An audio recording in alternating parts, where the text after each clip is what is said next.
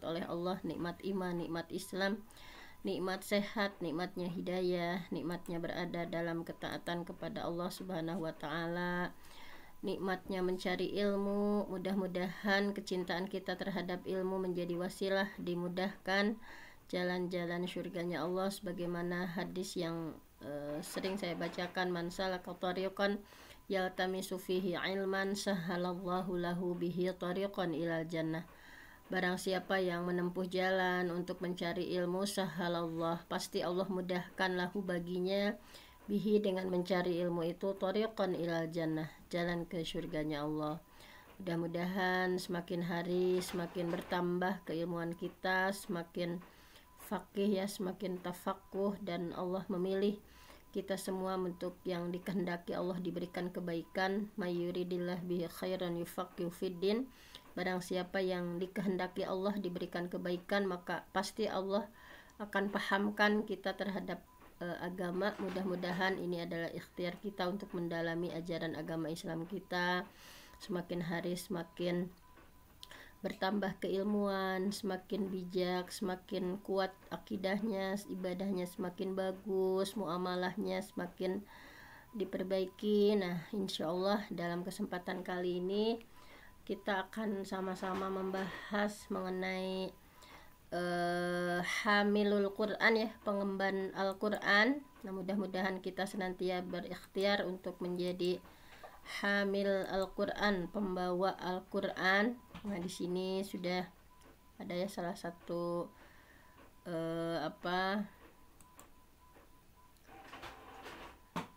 sebentar. Ini sudah terlihat ya. Sudah. Ya. Baiklah, kita semua berharap dan berdoa menjadi hamil Al-Quran ya, pengemban Al-Quran. Bahwa Allah Subhanahu wa taala mempunyai keluarga ya, keluarga Allah. Siapa yang dimaksud dengan keluarga Allah itu ya, bahwa dalam salah satu hadis Allah itu memiliki keluarga. Innalillah, sesungguhnya Allah memiliki ahlin, Allah itu punya keluarga, minan nas, di antara manusia.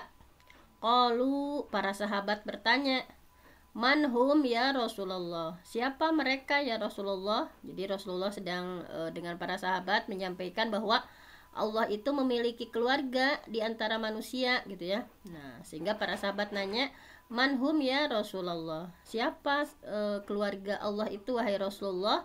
Qala, kemudian Rasulullah menjawab, ahlul Quran. Nah, ini adalah mereka adalah para ahli Quran, para pengemban Al-Quran ya.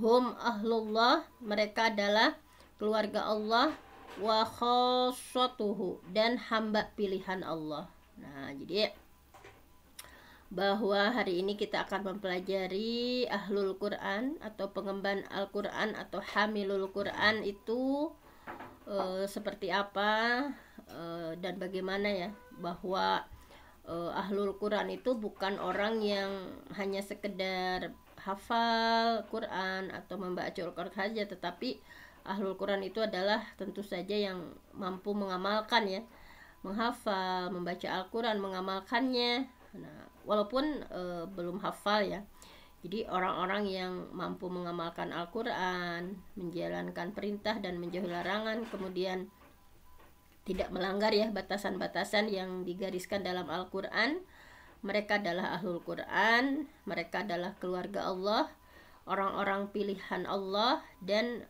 mereka adalah hamba yang paling istimewa. Nah, kita akan mempelajari ya, bahwa misalnya kalau kita baru tahap menghafal Al-Quran, kemudian membaguskan bacaan ya, membaca setiap huruf dengan baik dan tidak menyepelekan batasan-batasan yang digariskan Al-Quran. Nah, maka ini belum termasuk ahli Quran dan bukan orang yang pilihan khusus Allah gitu ya. Jadi ahli Quran itu intinya adalah orang yang berpedoman dengan Al-Quran, berbagai gerak-geriknya seperti Rasulullah ya, karena khuluquhul Quran, gerak-gerik kehidupannya itu adalah berpedoman kepada Al-Quran. Pokoknya tidak menjadikan selain Al-Quran sebagai panutan. Nah, semuanya bersumber dari Al-Quran. Kemudian kita akan bahas pengemban Al-Quran itu atau hamilul Quran ini. Diawali dari definisi Al-Quran dulu ya, bahwa Al-Quran adalah kalamullah ya, firman Allah.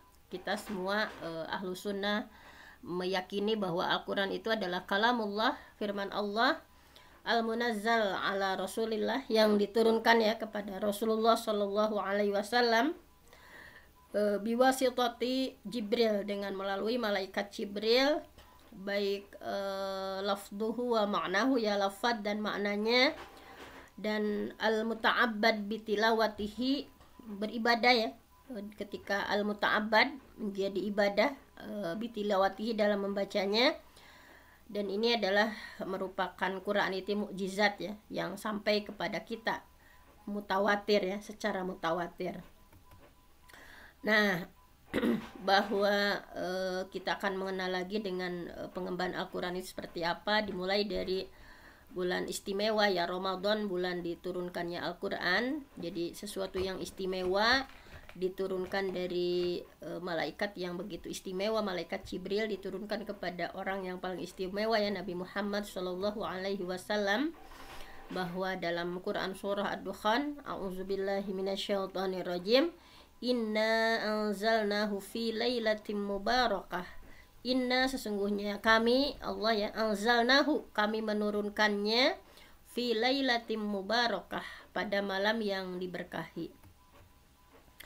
Bahwa Quran yang begitu istimewa diturunkan pada malam yang begitu istimewa, yaitu Lailatul Qadar ya, dengan berlimpah kebaikan. Inna anzalnahu fi lailatul qadar, sesungguhnya kami sudah menurunkannya pada malam kemuliaan, yaitu Lailatul Qadar.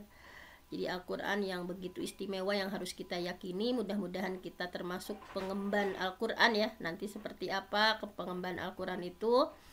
Nah, masih menjelaskan tentang begitu pentingnya Al-Quran ya dalam kehidupan kita. Syahrul Ramadan alladzi unzila fihi Al-Quran. Quran itu sebagai hudal linnas, sebagai petunjuk bagi kita sebagai manusia ya.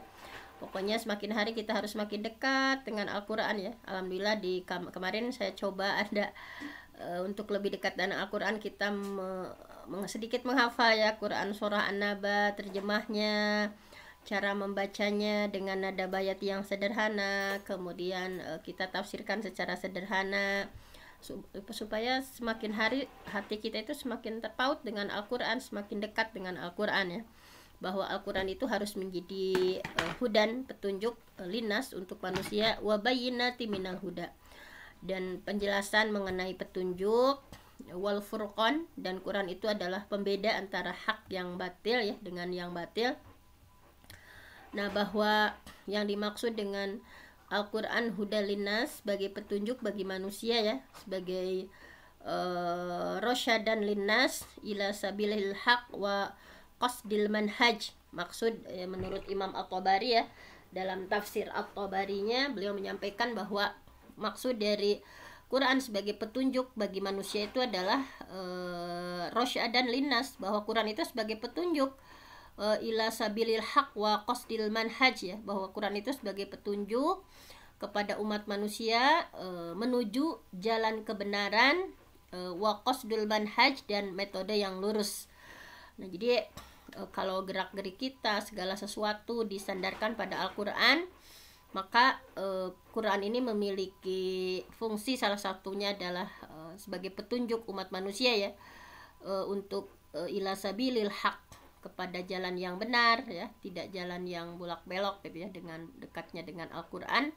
Mudah-mudahan menjadi petunjuk kepada kita untuk senantiasa berada di jalan kebenaran ya, ila sabilil haq. Nah, kemudian Quran juga fungsinya adalah bayyinatin minal huda.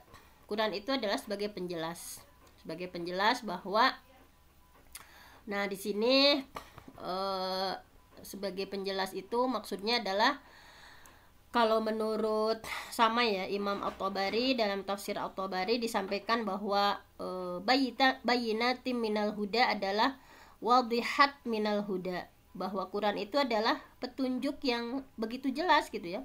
Artinya bagian dari petunjuk yang menjelaskan tentang hudud ya, hukum-hukum Allah, tentang faraid, tentang ini halal, ini haram. Di Al-Quran itu adalah bayinatim minal huda, petunjuk-petunjuk yang sudah sangat jelas, al-halal ya, yang halal itu jelas, yang haram itu jelas, bagaimana tentang hukum-hukum yang harus diberlakukan ya, kemudian ilmu faraid tentang waris dan lain sebagainya itu dijelaskan dalam Al-Quran. Juga Al-Quran itu adalah Al-Furqan, sebagai pembeda, ma farraqa bainal haq wal batil, yaitu hal yang bisa memisahkan antara yang hak dengan yang batil.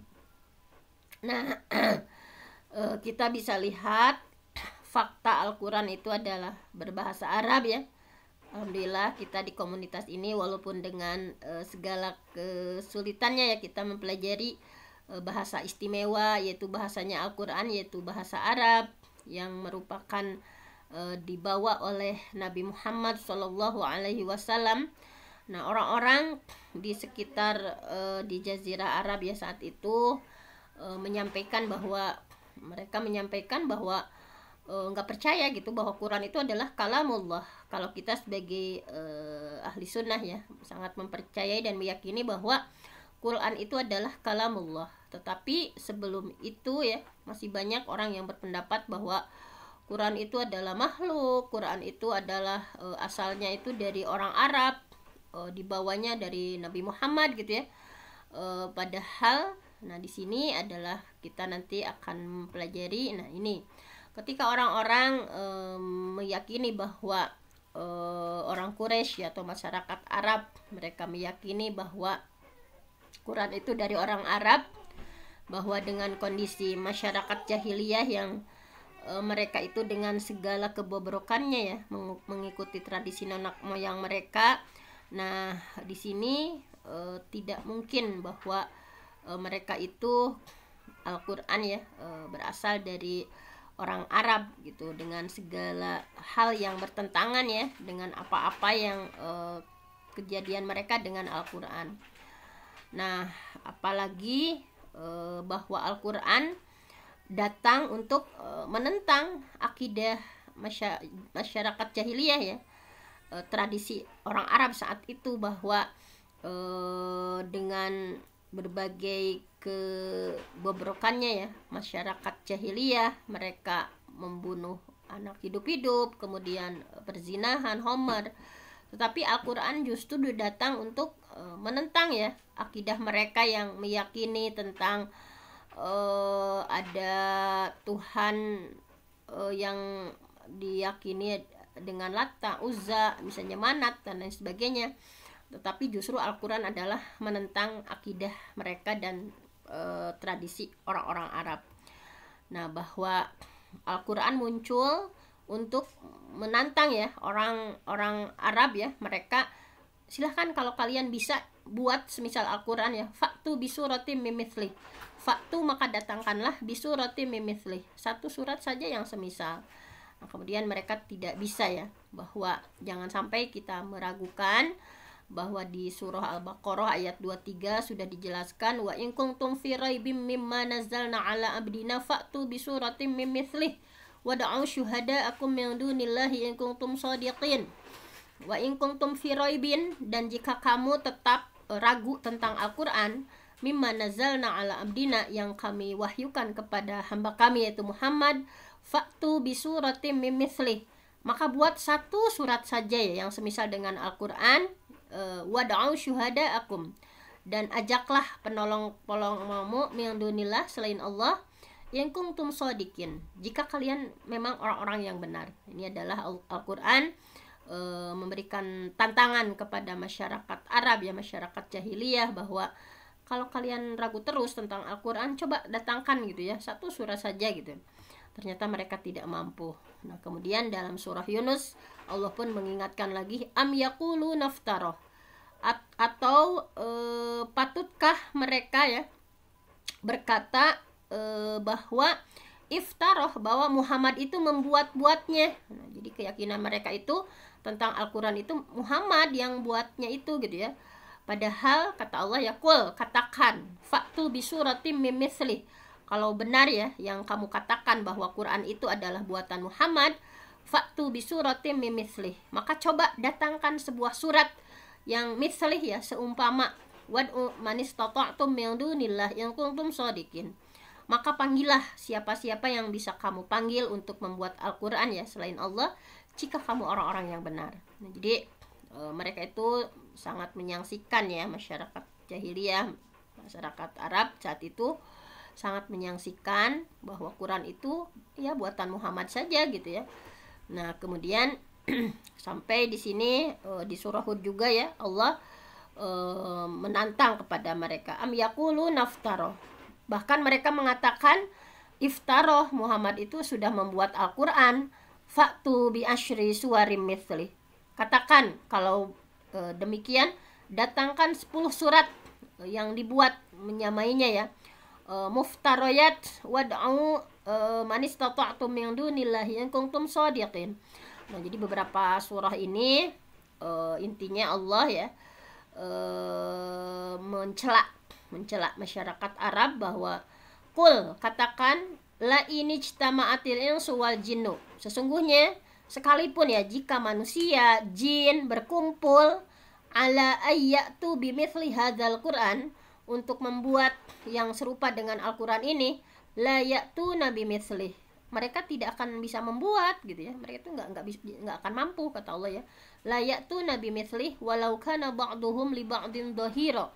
Jadi mereka itu tidak akan dapat membuat yang serupa dengan Al-Quran sekalipun sebagian mereka menjadi pembantu dari sebagian lainnya. Nah, jadi walaupun seluruh manusia berkumpul dan jin berkumpul untuk membuat Al-Quran, nggak akan mampu, kata Allah gitu ya. Jadi terbukti bahwa Al-Quran itu adalah kalamullah, Al-Quran itu adalah kalam Allah, bahwa dalam surah Asy-Syu'ara ya, kita harus meyakini nazala bihir ruhul amin ala qalbika litakuna minal munzirin.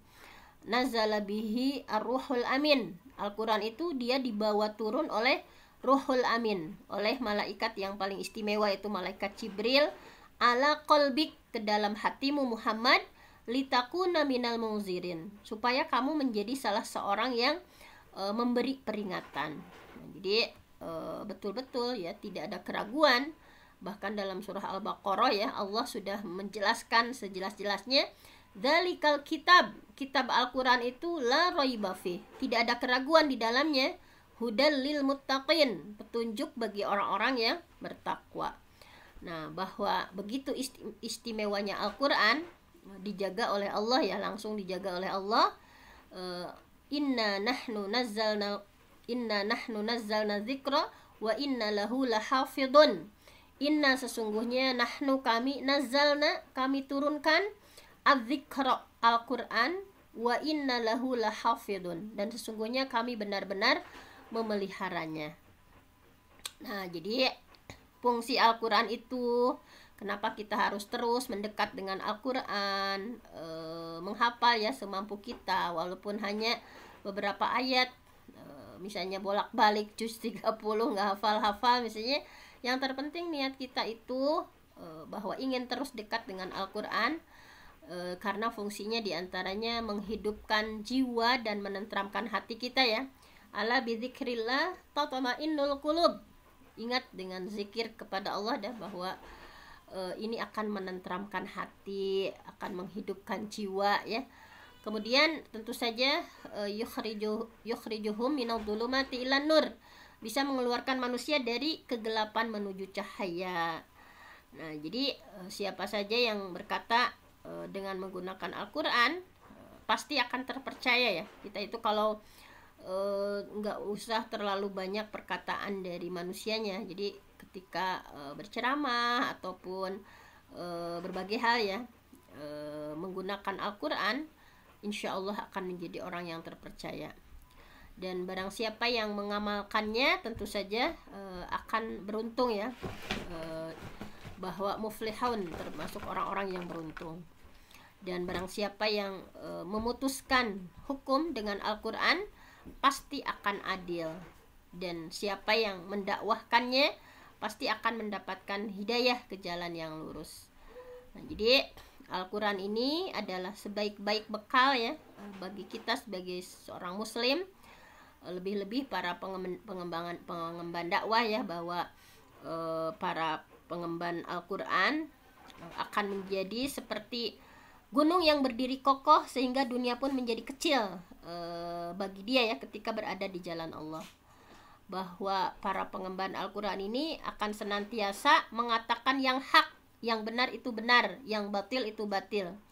Tidak takut terhadap celaan orang ya yang suka mencela. Pokoknya semuanya semata-mata karena Allah. Maka ini ya, para pengemban Al-Quran, para pemelihara Al-Quran akan senantiasa berada di barisan terdepan ketika melaksanakan amar ma'ruf nahi munkar.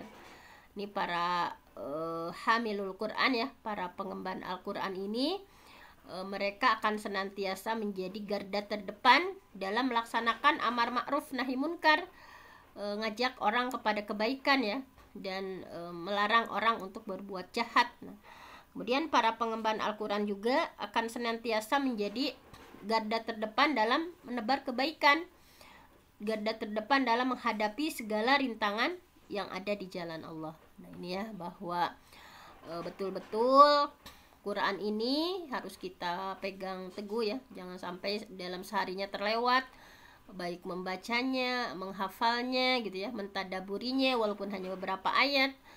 Inna hadzal Qur'an yahdi lillati hiya aqwam. Inna hadzal Qur'an, sesungguhnya Al-Qur'an itu yahdi, memberikan petunjuk, lillati hiya aqwam, kepada jalan yang lebih lurus, wa yubasyirul mu'minin, dan memberikan kabar gembira untuk orang-orang mukmin, alladzina ya'maluna shalihat, yaitu yang mereka yang mengerjakan amal solih, annalahum ajran kabiro, bagi mereka adalah pahala yang begitu besar.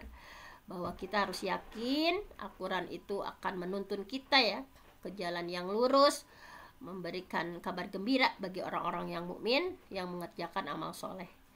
Bahwa Quran itu alif lam ra, kitabun anzalnahu ilaika litukhrijan nas minadh dhulumati ilan nur. Bahwa tadi Quran itu adalah bisa mengeluarkan kamu ya, mengeluarkan manusia dari gelap gulita, dari segala kebodohan, dari segala kegelapan menuju cahaya yang terang benderang, biidzni rabbihim, dengan izin Tuhan mereka, ila siratil azizil hamid, yaitu menuju jalan Tuhan Allah yang Al-Aziz, maha perkasa, Al-Hamid, yang maha terpuji.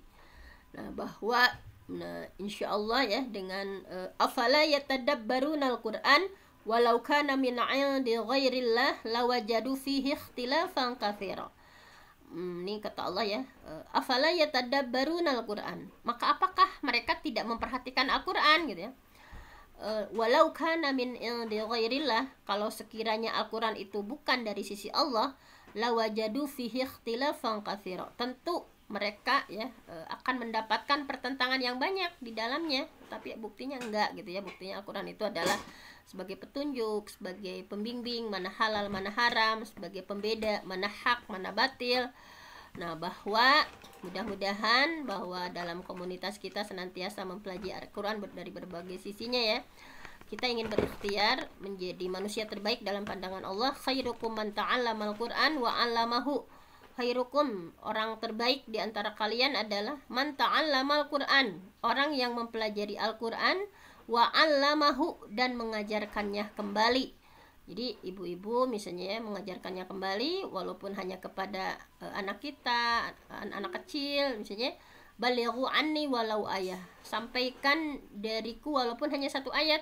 Walaupun kita hanya ngajar Iqra misalnya, itu adalah sesuatu yang penting, sesuatu yang menjadikan kita manusia terbaik dalam pandangan Allah. Misalnya sebisa kita mau ngajar Iqranya, mau ngajar tahsin tajwidnya atau tafsirnya, semampu kita gitu ya. Mudah-mudahan kita berikhtiar untuk menjadi orang terbaik dalam pandangan Allah. Kemudian jangan putus asa gitu ya, bagi orang yang ya usia saya sudah segini, baru mau mempelajari tafsir atau tajwidnya ya belum benar. Pokoknya hadis ini menguatkan kita bahwa al-mahir bil Quran, orang yang mahir, orang yang lancar membaca Al-Quran, ma'as safaratil kiramil baroroh, akan dibersamai oleh malaikat utusan yang mulia dan berbakti ya. Jadi orang yang mahir, orang yang lancar bacaan Al-Qurannya, ma'as safaratil kiramil baroroh, ma'as safarah bersama al-kiram, malaikat yang al-kiram ya, yang mulia, al-baroroh yang senantiasa berbakti kepada Allah, walladzi yaqra'ul Qur'an, dan orang yang membaca Al-Qur'an, wa yata' fihi, tapi masih tersendat-sendat, wa huwa alaihi syaqun, merasa berat ya, misalnya baca kha masih tertukar, misalnya baca ha misalnya sya sa so misalnya masih tersendat-sendat, kemudian apakah ini ditahan atau tidak. Nah, ini maka jangan khawatir, wahwa falahu ajroni, maka orang yang bacaan Qur'annya masih tersendat-sendat, masih banyak kesulitan, akan mendapatkan 2 pahala. Nah, mudah-mudahan kita terus memperbaiki bacaan Al-Quran kita ya, diantaranya metode Umi yang kita baca misalnya. Mudah-mudahan kita mendapat al-mahir bil Quran, orang yang lancar ya dalam baca Al-Quran, sehingga dibersamai oleh malaikat al-kiramil baroroh, malaikat yang mulia, malaikat yang senantiasa berbakti kepada Allah Subhanahu wa taala.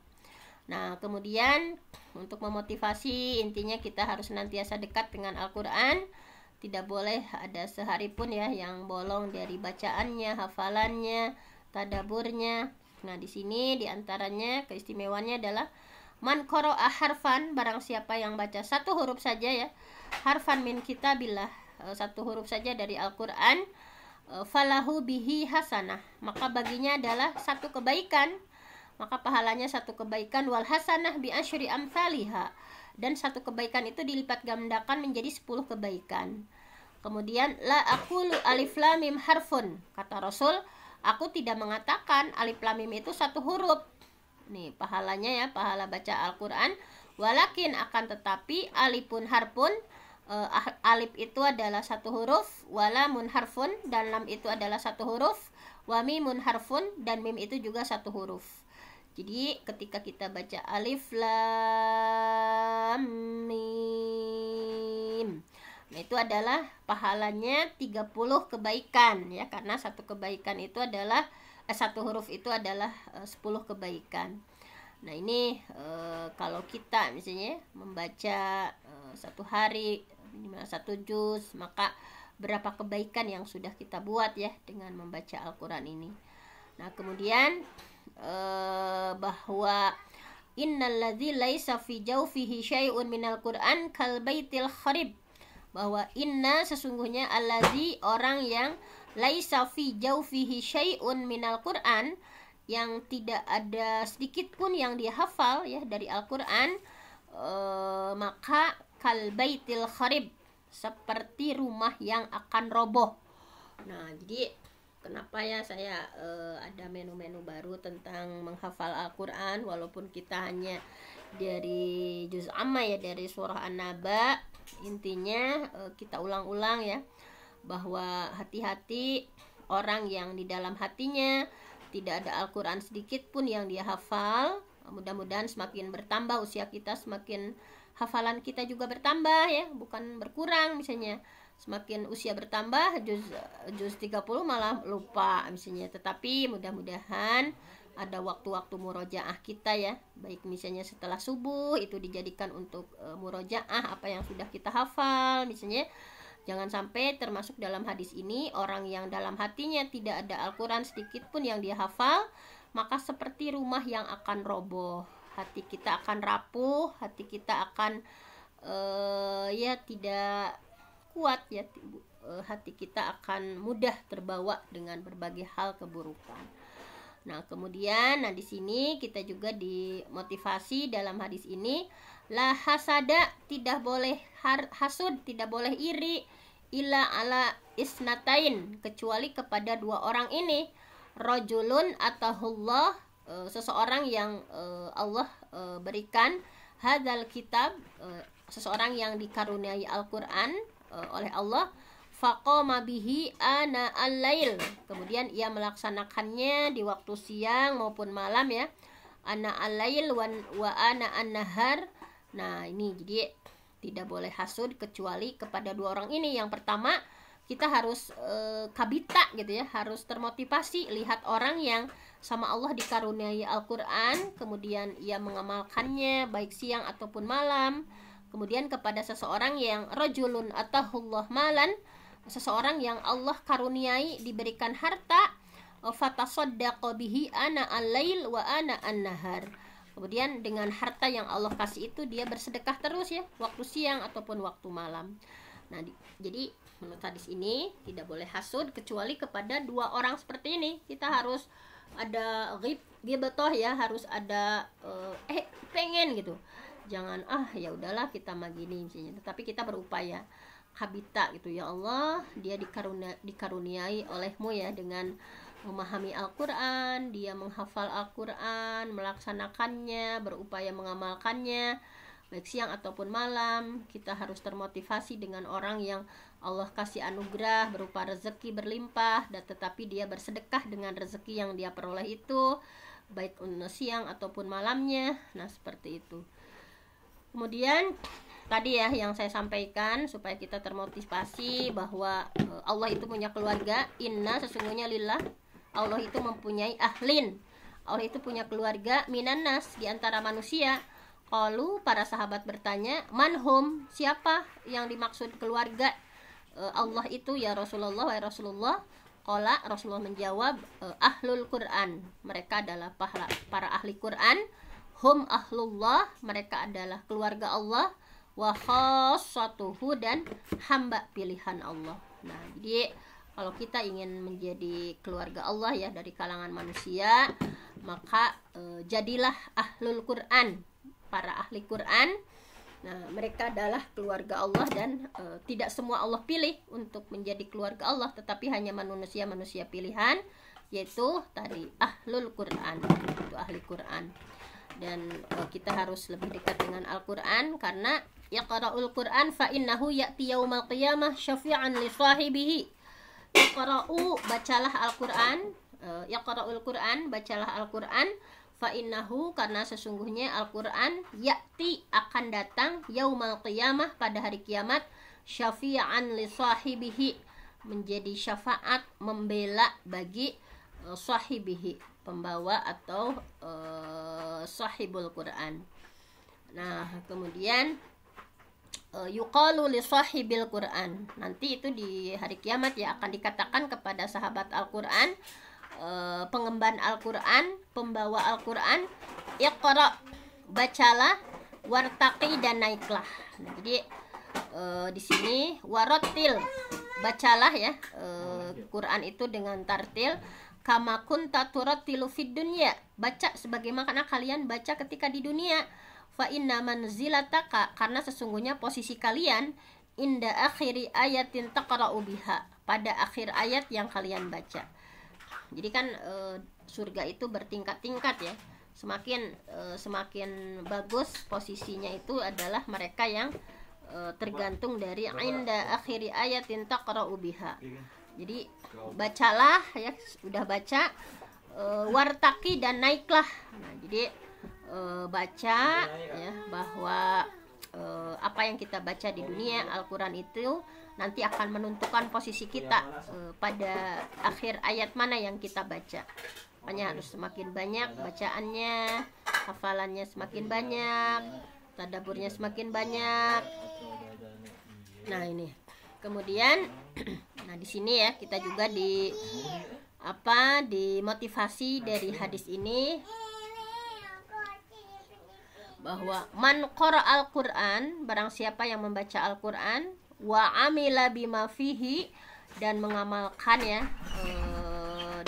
yang baca Al-Qur'an, barang siapa yang man qara al-Qur'an, barang siapa yang membaca Al-Qur'an, wa amila, kemudian dia mengamalkan bima fihi, apa-apa yang ada di dalamnya, ulbisa walidahu tajan yaumal qiyamah dawuhu ahsanu min dawi syamsi fi buyuti dunya law kanat fikum fama azannukum billadzi amila bihadza fayaquluna bima a'tayna hadza fayuqalu bi akhdhi waladika mal Qur'an.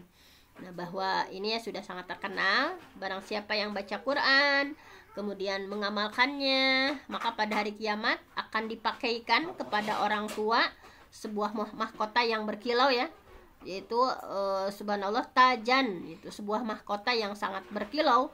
Dawuhu ahsanu min dawi syamsi, bayangkan saja mahkotanya itu sinarnya itu lebih baik dari sinar matahari, sehingga orang tuanya itu mereka kaget dan berkata, mengapa kami diberi mahkota ini ya? Bima a'tayna hadza fayuqalu bi akhdhi waladika mal Qur'an, karena anakmu membaca dan mengamalkan Al-Qur'an. Makanya kita harus mencita-citakan ya putra-putri kita untuk menjadi hafiz Qur'an, orang yang menjaga, membaca dan mengamalkan Al-Qur'an, bukan hanya sekedar hafal tetapi akhlaknya tidak berakhlak Al-Qur'an.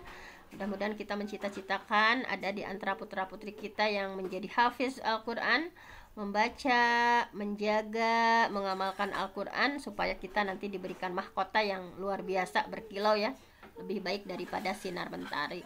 Kemudian di sini juga kita diingatkan, dimotivasi bahwa Al-Qur'an syafi'. Quran itu adalah kitab yang menjadi pembela, musyaffi', yang bisa diminta pembelaan. Wa mahil musaddaq, adalah kitab yang mahil dan musaddaq.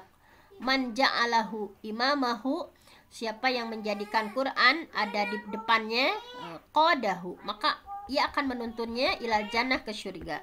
Wa man ja'alahu khalfahu, dan barang siapa yang menjadikan Al-Quran di belakangnya, saqahu ilan nar, maka akan menggiringnya ke dalam neraka. Nah, mudah-mudahan kita tersemangati ya, semakin hari semakin banyak bacaan Al-Quran kita, semakin semangat menghafalnya, semakin semangat tadabbur Al-Qurannya, semakin semangat mengamalkan ya, berupaya sedikit demi sedikit kita mengamalkan apa yang ada dalam Al-Quran, bahwa innallaha, sesungguhnya Allah, yarfa'u bihadzal kitab, Allah mengangkat ya, memuliakan seorang hamba dengan Al-Quran ini ya, aqwaman, suatu kaum, wa yadha'u bihi, dan Allah menjatuhkan kehinaan bihi akharin, dengan Al-Quran ya, kaum yang lain. Jadi dalam hadis ini ada seseorang manusia atau sebuah kaum yang Allah muliakan dengan Al-Quran ya, diangkat derajatnya menjadi derajat yang mulia dengan Al-Quran, dan Allah pun di satu sisi menjatuhkan, menghinakan sebuah kaum bihadzal Quran, dengan bihadzal kitab, dengan Quran ini. Nah, kita harus hati-hati bahwa di sini juga ada motivasi ya, supaya kita lebih dekat menjadi pengemban Al-Quran. Masalul mukmin, Masalul mukmin, perumpamaan orang mukmin, alladzi yaqra'ul Qur'an, yang suka baca, orang mukmin suka baca Quran. Masalul utrujah, seperti buah utrujah. Ta'muha thayyib wa rihuha thayyib, rasanya enak, baunya harum. Wa masalul mukmin alladzi la yaqra'ul Qur'an, perumpamaan orang mukmin tapi enggak mau baca Quran. Masalut tamroh, seperti buah kurma. Buah kurma itu ta'muha thayyib wa la rihalaha, rasanya enak tapi tidak wangi. Kemudian masalul munafiq alladzi yaqra'ul Qur'an masalur raihanah, perumpamaan orang munafik suka baca Al-Qur'an seperti buah raihanah. Buah raihanah itu rihuha thayyib wa ta'muha murrun, harum tetapi pahit gitu ya, seperti bagus tetapi ternyata hatinya busuk misalnya. Nah, jadi orang munafik suka baca Quran seperti buah raihanah, rasanya pahit tapi baunya harum. Kemudian wa masalul munafiq alladzi la yaqra'ul Qur'an kamatsalil handalah ta'muha murrun wa la rihalaha, perumpamaan munafik enggak baca Quran seperti buah handalah, yaitu ta'muha murrun, udah pahit, wa la rihalaha, dan tidak wangi. Ini ya, kita mau menjadi seperti apa? Apakah menjadi buah utrujah ya, buah tamrah ya. Mudah-mudahan kita semua menjadi buah utrujah. Utrujah itu adalah mukmin yang suka baca Quran, seperti buah utrujah, ta'muha thayyib wa rihuha thayyib. Sudah enak dan baunya wangi gitu ya. Nah, itulah seperti itu. Nah, ini perhatikan Al-Qur'an. Nah, perhatikan Al-Qur'an ya. Ta'ahadul Qur'an, kata Allah ya. Kata Rasulullah ya. Ta'ahadul Qur'an, perhatikan Al-Qur'an. Fawalladzi nafsu Muhammad biyadihi, demi zat yang jiwa Muhammad ada di tangannya.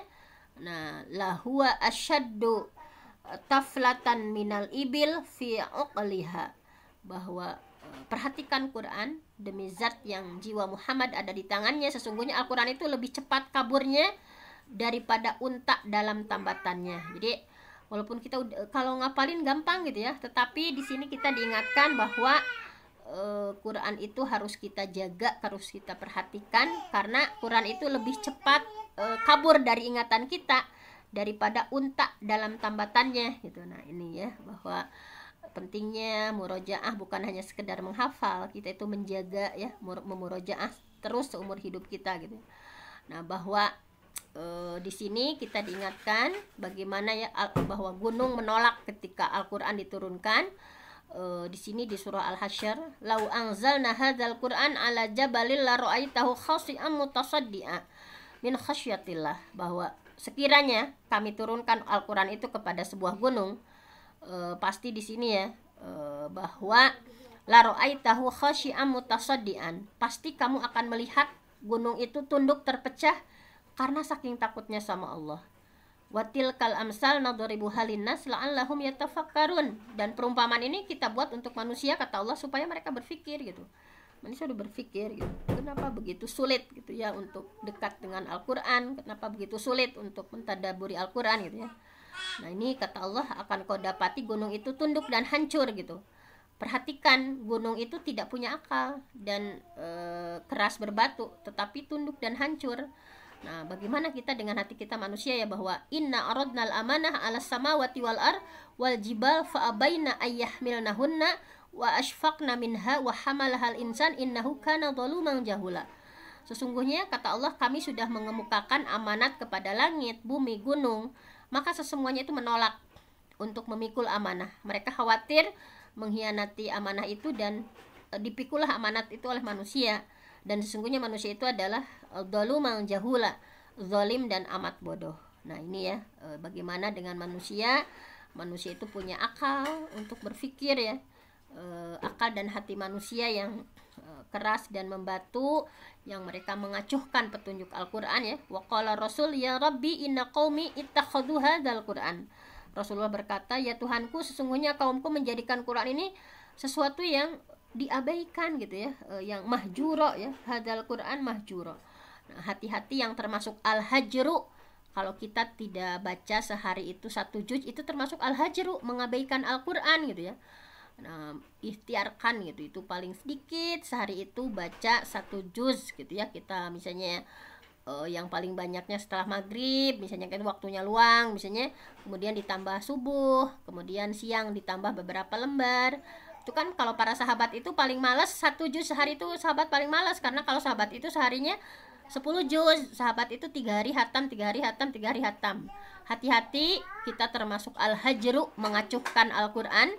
Ini dalam surah Al-Furqan ya, bahwa a'udzubillahi minasyaitonirrajim, bahwa waqala Rasul, berkata Rasul, ya Rabbi, wahai Tuhanku, inna qaumi, sesungguhnya kaumku, kata Nabi Muhammad ya, ittakhadhu, mereka menjadikan hadzal Qur'an, Quran ini mahjuron, sesuatu yang diabaikan.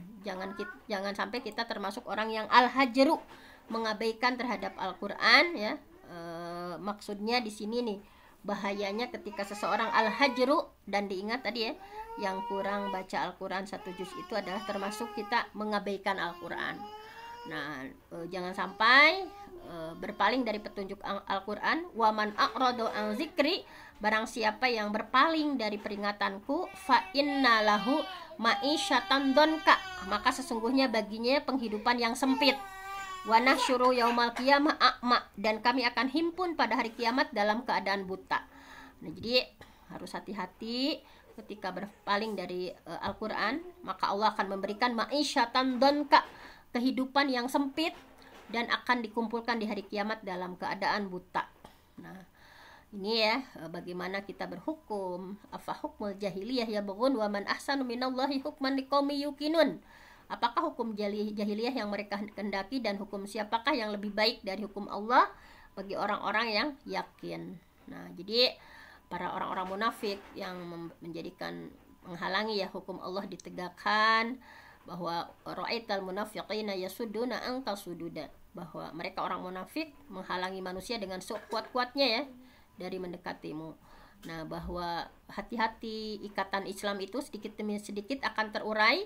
Layun qadonna, sungguh ikatan Islam itu ya akan terurai. Ural Islam urwatan satu simpul demi satu simpul. Fakullama taqadat urwatun tashabbathan nas billati taliha wa awwaluhunna naqdan al-hukmu wa akhiruhunna as-shalah, bahwa ikatan Islam itu akan tercabut ya, akan terurai simpul demi simpulnya.